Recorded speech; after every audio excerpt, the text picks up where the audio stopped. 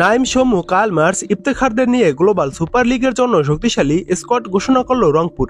দেখুন, defending champion হিসেবে Guyana cricket কর্তৃপক্ষ আয়োজিত গ্লোবাল সুপার লিগ জিএসএল এর দ্বিতীয় আসরে খেলতে যাচ্ছে রংপুর রাইডার্স।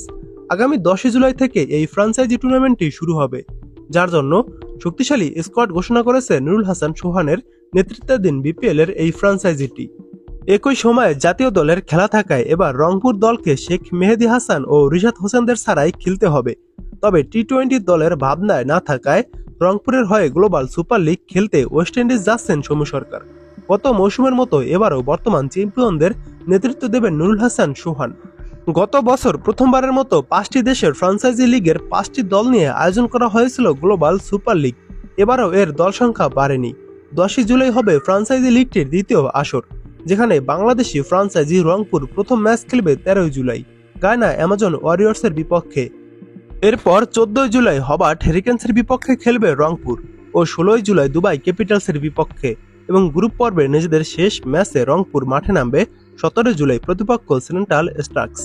এক নজরে দেখে নিন রংপুর রাইডার্সের চূড়ান্ত স্কোয়াডটি। নাম্বার 1 নুরুল হাসান সোহান, অধিনায়ক। Number 2 Soumya Sarkar. Number 3 Naim Sheikh.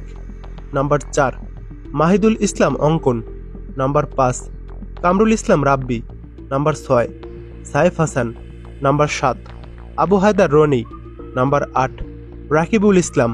Number 9 Yasir Ali Rabbi. এবার দেখুন বিদেশি ক্রিকেটার রংপুরের কারা রয়েছে।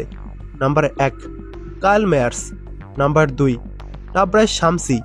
Number 3 Ibrahim Zadran. Number 4 Iftikhar Ahmed. Number 5 Aqib Javed. Number 6 Harmeet Singh. Number 7 Khawaja Nafay. এটাই ছিল রংপুরের চূড়ান্ত স্কোয়াড গ্লোবাল সুপার লিগের জন্য।